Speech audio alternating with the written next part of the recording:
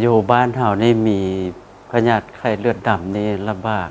นะแล้วก็มีการเจ็บเป็นแล้วก็เสียชีวิตพยาธิไข้เลือดดำมันพยาธิหนึ่งที่ติดเชื้อเขาเรียกว่าเชื้อแบคทีเรียนะเชื้อสาเหตุก็คือเป็น Bacillus anthrax มันอยู่ในธรรมชาติถ้ามั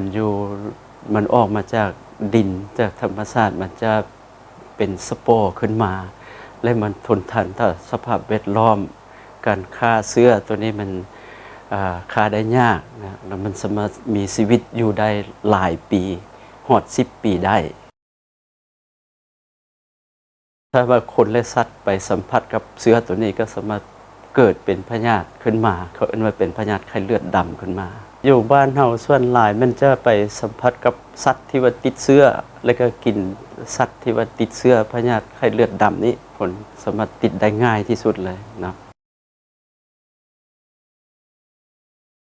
พยาธิไข้เลือดดำมันต้องเบิ่งอยู่ในคนแล้วก็อยู่ในสัตว์ถ้าว่าอยู่ในสัตว์นี่เราจะเบิ่งสัตว์ว่าบางเทื่อสัตว์นี่เหงา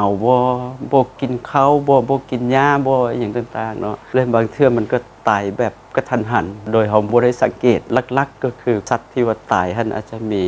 เลือดดำที่ว่าบ่กล้ามแล้วออกมาจากปากบ่จากด่างบ่หรือว่าออกมาจากหูทวารหนักอันนี้เป็นอาการของสัตว์เนาะแต่ว่าถ้ามันเป็นคนเฮามันแล้วแต่มันไปเตะต้องอยู่ภาคส่วนใดของร่างกายเฮาโดยเฉพาะเตะต้องหลายที่สุดก็คืออยู่ผิวหนังพยาธิไข้เลือดดำนี่เข้าทางผิวหนังเข้าไปมันจะเฮ็ดให้ผิวหนังเฮามันโนขึ้นเนาะทำอิฐ 2-3 มื้อต่อมาอาจจะพุงเป็นน้ำใสหรือเป็นหนองขึ้นมาต่อไปจะตกเกล็ดดำตุ่มนี่จะบ่เจ็บถ้าว่าอยู่ในผิวหนังจะมีอาการจังซี่นะถ้ามันไปเตะต้องอยู่ในระบบละลายสมมุติเรากินเข้าไปมันบ่อยู่ในผิวหนังแต่มันเข้าไปในร่างกายมันจะเห็นให้คนเจ็บอิดเมื่อยบ่อยากเข้าต่อไปจะเจ็บท้องถอกท้องปวดหากถ้ามันไปเตะต้องอยู่ปอดเนาะจะเฮ็ดให้ทำอิฐจะมีอาการคือเป็นไข้หวัดเป็นไข้เป็นไอเจ็บปวดต้นโตเนาะต่อมาจะเฮ็ดให้ไอหลายขึ้นหันใจฝืดเนาะเป็นมีอาการของอักเสบปอดหนแหง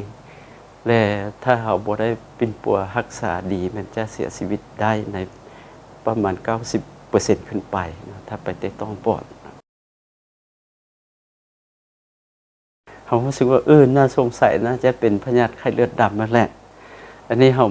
บ่ควรอยู่ใกล้กับครอบครัวเนาะแล้วก็ไปหาแพทย์หมอที่ว่าอยู่ใกล้เพื่อบ่งมติว่าเขาเป็นพยาธิไข้เลือดดำบ่เพื่อปิ่นปัวไวเท่าที่จะไวได้นะถ้าเขาปล่อยให้มีอาการหนักหรือว่าเจ็บเป็นที่ว่ารุนแรงขึ้นมาแล้ว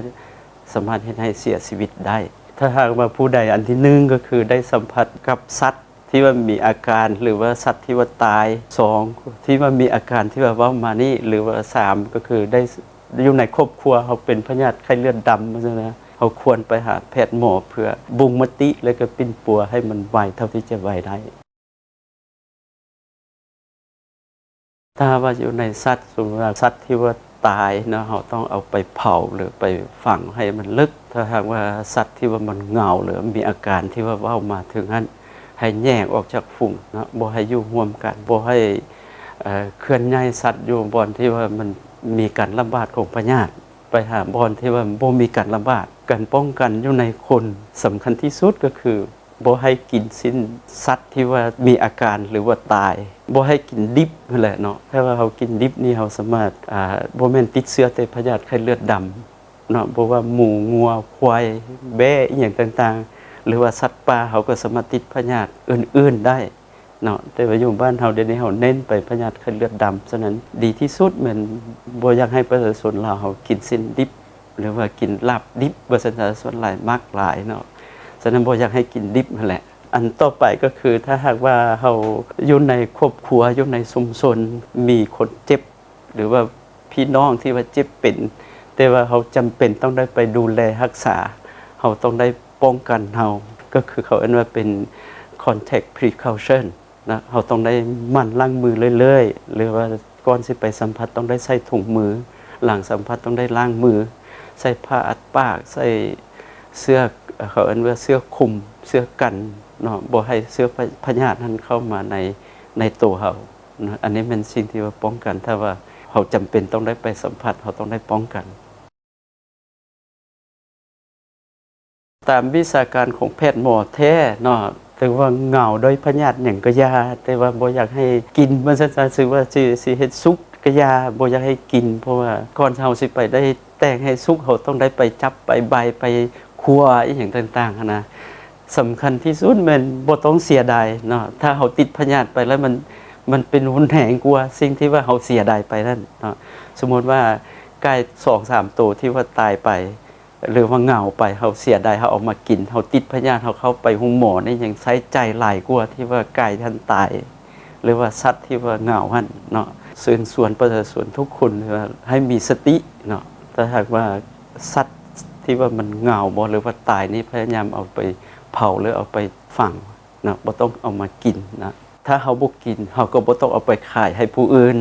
เนาะถ้าเฮาไปขายให้ผู้อื่นกินผู้อื่นก็ติดเชื้อคือกันนะอันนั้นจะมีผลต่อสุขภาพของประชาชนคนลาวเฮาเนาะ